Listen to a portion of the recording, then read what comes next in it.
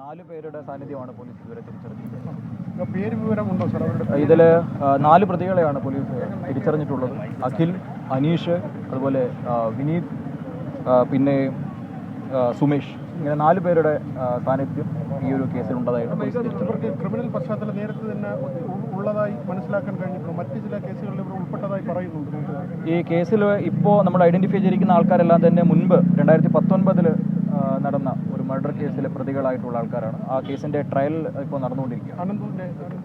അതിൽ നടന്ന നന്ദുഗിരീഷിൻ്റെ ഒരു മർഡർ കേസുമായി ബന്ധപ്പെട്ടിട്ടുള്ള പ്രതികളാണ്. പക്ഷേ ആ കേസുമായിട്ട് ഇതിന് പ്രാഥമികമായിട്ട് ഈ ഒരു ഇൻസിഡൻറ്റുമായിട്ട് പ്രാഥമികമായിട്ട് ബന്ധമില്ല. അക്യൂസിൻ്റെ പ്രീവിയസ് കേസ് ഹിസ്റ്ററി ഡീറ്റെയിൽസുമായിട്ടാണ്. ഇതെന്താണ് സാർ ഇതിന് കാരണമായത്? ഈ കൊലപാതകത്തിന് കാരണമായി എന്താണ് സാർ മനസ്സിലാക്കുന്നത്?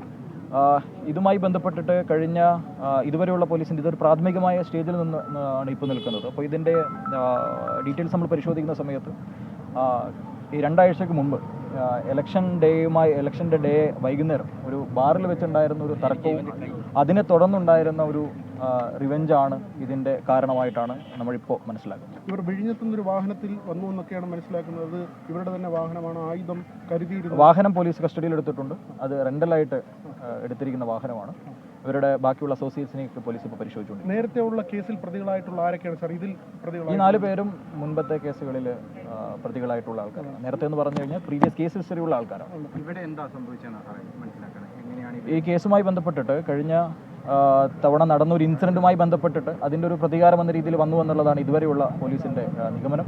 അതുമായി ബന്ധപ്പെട്ട ഒരു പ്രിപ്പറേഷനോട് കൂടിയിട്ട് തന്നെയാണ് ഡ്രൈവർ ഉൾപ്പെടെ ഒരാൾ ഡ്രൈവറായിട്ട് വണ്ടിയിൽ തന്നെ ഇരിക്കുമായിരുന്നു. ബാക്കി 3 ആൾക്കാരാണ് സീനിൽ കൃത്യമായ രീതിയിൽ ഉണ്ടായിരുന്നതെന്ന് നമ്മൾ മനസ്സിലാക്കുന്നു. എല്ലാ പ്രതികളെയും പോലീസ് ഐഡന്റിഫൈ ചെയ്തിട്ടുണ്ട്.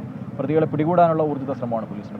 തുടർച്ചയായിട്ട് ലഹരി ഉപയോഗിക്കുന്ന അങ്ങനെ ഒരു ആ ഭാഗങ്ങളൊക്കെ നമുക്ക് കൂടുതൽ അന്വേഷണത്തിലുള്ള മാത്രമേ പരീക്ഷിക്കൂ. ഈ സ്പോട്ടിൽ ഉള്ള ആൾക്കാരെ കൂടാതെ ഇതിന് പിന്നിൽ എന്തെങ്കിലും ഗൂഢാലോചനകളുണ്ടോ, ഏതെങ്കിലും കൂടുതലായിട്ടുള്ള ആൾക്കാരുടെ പങ്ക് ഇതിലുണ്ടോ എന്നുള്ള കാര്യങ്ങളൊക്കെ പോലീസ് പരിശോധിക്കുകയാണ്. വാഹനം കസ്റ്റഡി ഇല്ല. നമ്മൾ ആ പ്രതികളുടെ അസോസിയേഷനെ പരിശോധിച്ചുകൊണ്ടിരിക്കുകയാണ്. പ്രതികളെ പിടികൂടുന്നതിന് ആവശ്യമായിട്ടുള്ള ഊർജിതമായ ശ്രമങ്ങൾ ACP ഫോർട്ടിൻ്റെ ഭാഗത്തു നിന്ന് ഒരു ടീം തന്നെ ഇതിൻ്റെ പുറകിൽ അന്വേഷണം. സാർ, ഇവർ വാഹനം അങ്ങോട്ട് മാറ്റി നിർത്തിയെന്നാണ് മനസ്സിലാക്കുന്നത്. അങ്ങനെയാണെങ്കിൽ ഈ മരിച്ച യുവാവിനെ അവിടേക്ക് വിളിച്ചുകൊണ്ട് പോകുകയായിരുന്നു. അങ്ങനെ അല്ല, അതുമായി ബന്ധപ്പെട്ടിട്ട് ഈ ഒരു സ്റ്റേജിൽ എനിക്ക് കമൻറ്റ് ചെയ്യാൻ വേണ്ടി കഴിയില്ല. അത് അന്വേഷണാവസ്ഥയിലിരിക്കുന്ന ഒരു കാര്യമാണ്. ഇപ്പോഴത്തെ ഒരു സാഹചര്യത്തിൽ പ്രതികളെ പോലീസ് തിരിച്ചറിഞ്ഞിട്ടുണ്ട്. പ്രതികളെ പിടികൂടാൻ ആവശ്യമായിട്ടുള്ള ഊർജിതമായ ശ്രമങ്ങളും പോലീസിൻ്റെ ഭാഗത്തുനിന്നുണ്ട്. ഇതിൽ മരിച്ച വ്യക്തിയുടെ ഇൻക്വസ്റ്റ് നടപടിക്രമങ്ങൾ ഇപ്പോൾ പുരോഗമിക്കുകയാണ്. ഇതുമായി ബന്ധപ്പെട്ടിട്ട് 302 പോലീസ് FIR രജിസ്റ്റർ ചെയ്തിട്ടുണ്ട്. ഫോറൻസിക് സംഘം സംഭവ സ്ഥലവും കാറും ഒക്കെ പരിശോധനയ്ക്ക് വിധേയമാക്കിക്കൊണ്ടിരിക്കുകയാണ്. കൂടുതൽ കാര്യങ്ങൾ നമുക്ക് വരും ദിവസങ്ങളിൽ വ്യക്തമാവുന്നു. അത്തരത്തിലുള്ള കാര്യങ്ങളൊന്നും ഇതുവരെ നമ്മൾക്ക് മനസ്സിലാക്കാം. ജാമ്യത്തിലായിരുന്നു. CP നിതിൻ രാജാണ് സംസാരിക്കുന്നത്. 4 പ്രതികളെ തിരിച്ചറിഞ്ഞിരിക്കുന്നു ഈ സംഭവവുമായി ബന്ധപ്പെട്ട്. ഒരാൾ വാഹനത്തിലിരിക്കുകയായിരുന്നു. മറ്റു 3 പേരാണ് കൃത്യം നടത്തിയത്, കൊലപാതകം നടത്തിയത്. ഇവർ വാടകയ്ക്കെടുത്ത വാഹനത്തിലാണ് വന്ന് കൃത്യം നടത്തിയത്. ആ വാഹനമടക്കം കസ്റ്റഡിയിലെടുത്തിട്ടുണ്ട്. പക്ഷെ ഒരു പ്രതി പോലും കസ്റ്റഡിയിൽ പോലുമില്ല എന്നിപ്പോൾ DCP പറയുന്നുണ്ട്.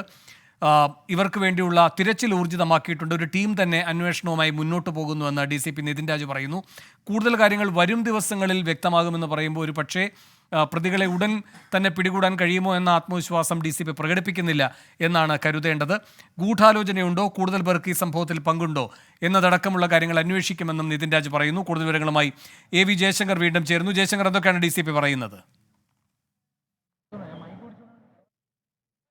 DCP പറയുന്നത് കൊലപാതകവുമായി ബന്ധപ്പെട്ട് 4 പേരെ പോലീസ് കസ്റ്റഡിയിൽ എടുത്തിട്ടുണ്ട്. നമ്മൾ മുമ്പ് നൽകിയ പേരുള്ള 4 പേർ തന്നെയാണ് നിലവിൽ കസ്റ്റഡിയിലുള്ളത്. പ്രതികളെ തിരിച്ചറിഞ്ഞു എന്നാണ് പോലീസ് പറയുന്നത്. പ്രതികളെ കസ്റ്റഡിയിൽ എടുത്തു എന്ന കാര്യത്തിൽ കുറച്ചുകൂടി വ്യക്തത വരുന്നുണ്ട്. എന്തായാലും പ്രതികളെ തിരിച്ചറിഞ്ഞു.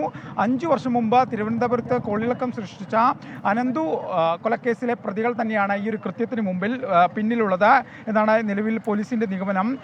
പ്രതികൾ ഉപയോഗിച്ചിരുന്ന കാറ് പോലീസ് കസ്റ്റഡിയിലെടുത്തിട്ടുണ്ട്. ഈ കാർ ഉപയോഗിച്ചാണ് ഇവർ ഈ കൊലപാതകത്തിന് എത്തിയത്. മുൻ വൈരാഗ്യമാണ് ഇത്തരത്തിലൊരു കൊലപാതകത്തിലേക്ക് നയിച്ചത്. അതായത് ബാറിൽ ഉണ്ടായ കശപിശവുമായി ബന്ധപ്പെട്ട തർക്കമാണ് ഇത്തരം ഒരു കൊലപാതകത്തിലേക്ക് നയിച്ചത്. ഇതുമായി ബന്ധപ്പെട്ട പോലീസിന്റെ അന്വേഷണം പുരോഗമിക്കുകയാണ്. അന്വേഷണത്തിന് ശേഷം കൂടുതൽ കാര്യങ്ങൾ പറയാമെന്നാണ് DCP നിലവിൽ വ്യക്തമാക്കിയിരിക്കുന്നത്. ശാസ്ത്രീയ പരിശോധന ഉൾപ്പെടെയുള്ള കാര്യങ്ങൾ പുരോഗമിക്കുന്നുണ്ട്. എന്തായാലും പ്രതികളെ അറസ്റ്റ് രേഖപ്പെടുത്തി ഉൾപ്പെടെയുള്ള കാര്യങ്ങളെക്കുറിച്ച് പോലീസിൽ നിന്ന് ഇനിയും വിവരങ്ങൾ വരേണ്ടതുണ്ട്. കരുതുന്നുണ്ട്. എന്തായാലും ഇതുമായി ബന്ധപ്പെട്ട പ്രതികളെ പോലീസ് തിരിച്ചറിഞ്ഞിരിക്കുന്നു. കൃത്യമായി ഇവരിലേക്ക് അന്വേഷണം എത്തുന്നു. ഈ കൊലപാതകത്തിലേക്ക് നയിച്ച കാരണങ്ങൾ ഉൾപ്പെടെ പോലീസിന് വ്യക്തത വന്നിരിക്കുന്നു എന്ന സാഹചര്യമാണ് നിലവിലുള്ളത്. മുൻവൈരാഗ്യമാണ് ഇത്തരം ഒരു ക്രൂരമായ കൊലപാതകത്തിലേക്ക് പ്രതികളെ നയിച്ചതെന്നാണ് നിലവിൽ പോലീസിന്റെ നിഗമനം. DCP തന്നെ ഇക്കാര്യം വ്യക്തമാക്കുന്നുമുണ്ട്. വേണു. ശരി, AV ജയശങ്കറാണ് വിവരങ്ങൾ നൽകിയത്.